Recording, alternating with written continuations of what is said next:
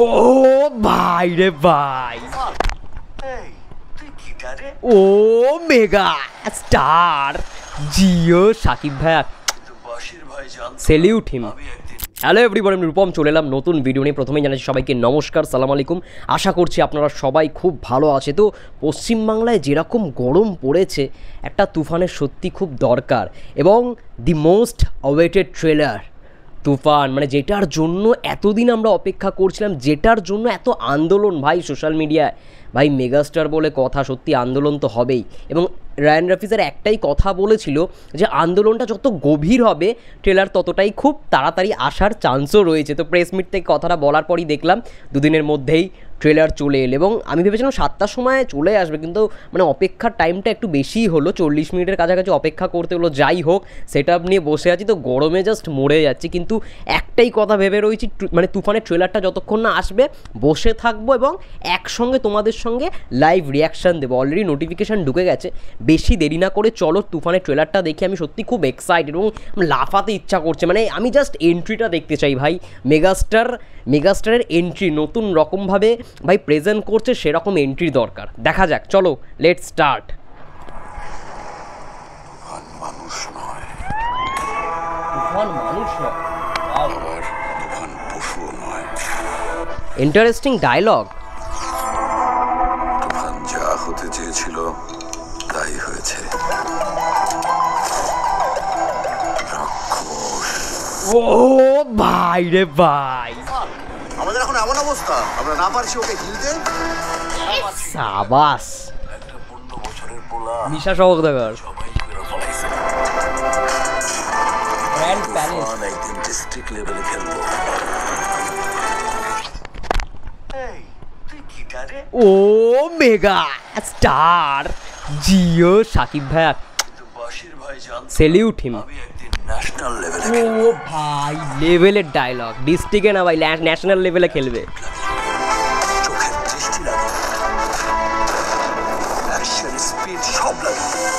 আরে ভাই, আরো একটা লুক।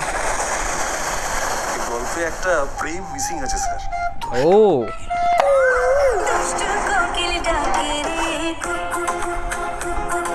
দুষ্টু কোকিল গানের কিছুটা মুহূর্ত দেখিয়ে দিল।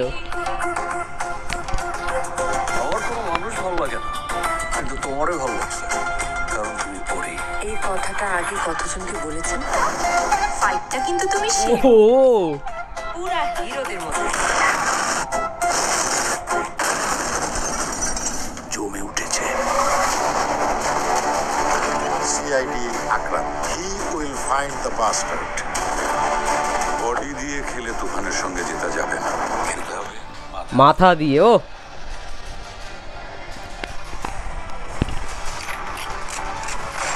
তুফান পোষ মানে না, পোষ মানা। না, জিও সেরা ডায়লগ।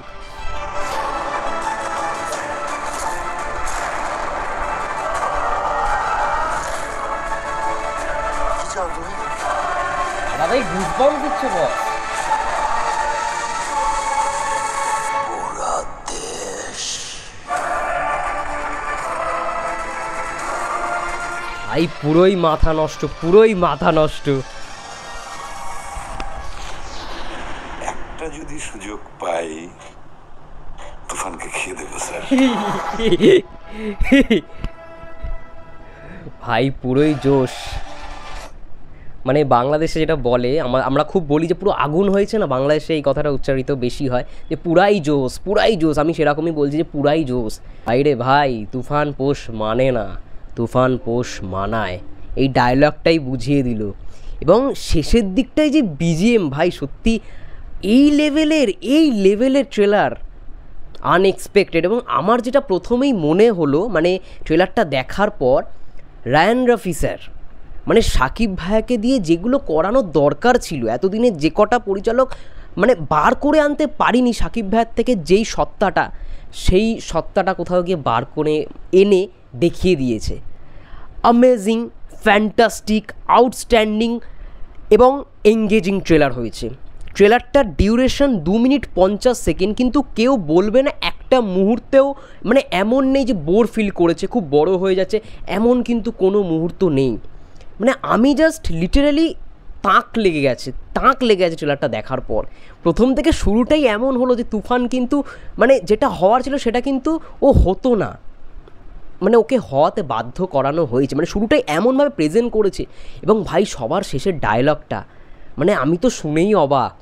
কেজিএফে রকি কী বলেছিল, সে যখন মারবে তার কি চাই, তার পুরো দুনিয়া চাই, এবং সে মানে সেম টু সেম তুফানেরও সেরকমই লক্ষ্য।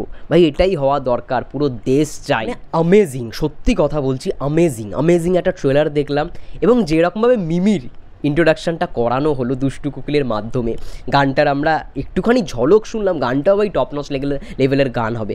আমার এই ট্রেলারটা দেখার পর কোথাও মানে কোনো নেগেটিভ দিক বা কোনো মাইনাস পয়েন্ট কিছুতেই লাগেনি, একদম অনেস্টলি স্পিকিং ভালো লেগেছে। এবং সত্যি মেগাস্টারকে যেরকমভাবে উপস্থাপন করছে রায়ান রাফি স্যার, তার জন্য একটা শতকোটি প্রণাম। মানে এতদিনে হয়তো শাকিব ভাইয়া অনেক সিনেমায় কাজ করেছে, 25টা বছর তার সময় লেগে গেছে নিজেকে প্রমাণ করতে। তো সেই জায়গায় না একটা মানে আলাদা লেভেলের গল্প পেয়েছে। এবং কে না চায় ভালো গল্পে কাজ করতে। আমি তো বলবো যে তুফান শাকিব ভাইয়ের কেরিয়ারে একটা মানে ওয়ান অফ দ্য কী বলবো ফাইনেস্ট তো অবশ্যই, তার থেকেও top notch movie star mark হিসেবে থাকবে, এটুখানি আমার বিশ্বাস। এবং আমরা চঞ্চল চৌধুরী স্যারকেও দেখলাম, মানে সে একজন সিআইডি অফিসার, এইখানে আমরা ট্রেলারেই সেটা বুঝে গেছি, সিআইডি অফিসার, মানে সে তদন্ত করবে এই তুফানের পুরো ব্যাপারটা। এবং তার ভয়েস ওভারই আমরা পুরো ট্রেলারটা জুড়ে শুনতে পেলাম, দারুণ। এবং আরও একটা ব্যাপার যেটা আমার কোথাও কি একটু সাসপেন্সিয়াল লেগেছে, সেটা হচ্ছে শাকিব ভাইয়ের দুটো লুক। এবার সেটা কি একটাই শাকিব খান, মানে সেই তুফানই যখন হয়তো স্ট্রাগল করবে কলকাতায় এসে, বা যে জায়গাটা আমরা দেখতে পাচ্ছি মানে ছোট hair cut, small hair cut, অবশ্যই সেই একটাই ক্যারেক্টার হবে, কিন্তু দেখে বোঝা যাচ্ছে না যে দুটো ক্যারেক্টার সেম। আমার তো মনে হচ্ছে ওই ক্যারেক্টারটা আলাদা, আর এইখানে যেই তুফান বড় চুল মানে লং হেয়ার কাটের দেখছি সেটা আলাদা। মানে প্রেজেন্টেশনটা দেখুন, প্রেজেন্টেশনটা দেখতে বলছি, যেরকমভাবে এক্সিকিউট করার চেষ্টা করেছে Rayan Rafi sir, that's brilliant, outstanding. নাবিলাকেও দেখলাম একটা মানে ছোট্ট জায়গায়, যেখানে আমরা শাকিব ভাইয়ের ঘরেই তাকে দেখতে পাচ্ছি, যে তোমাকে পুরো হিরোর মধ্যে দেখতে, মানে এটা কোথাও একটা হোমাজ দিয়েছে। মানে সত্যি হিরোকে তো হিরোই বলতে হবে। টপ নচ আমার খুব ভালো লেগেছে। এবং একটা এঙ্গেজিং ব্রিলিয়েন্ট ট্রেলার, যেটার জন্য সবাই অপেক্ষায় ছিল। শাকিব মিনা সত্যি খুশি হবে এই ট্রেলারটা দেখার পর, এইটুখানি আমি মানে গ্যারেন্টি দিয়ে বলতে পারি, একটা সেই লেভেলের ট্রেলার হয়েছে। ব্যাস এটা বলেই শেষ করো ভিডিওটা। তোমাদের কি মন্তব্য তুফানের ট্রেলারটা দেখে অবশ্যই কমেন্ট করে জানাও। ততক্ষণের জন্য সবাই ভালো থেকো, সুস্থ থেকো, টেক কেয়ার।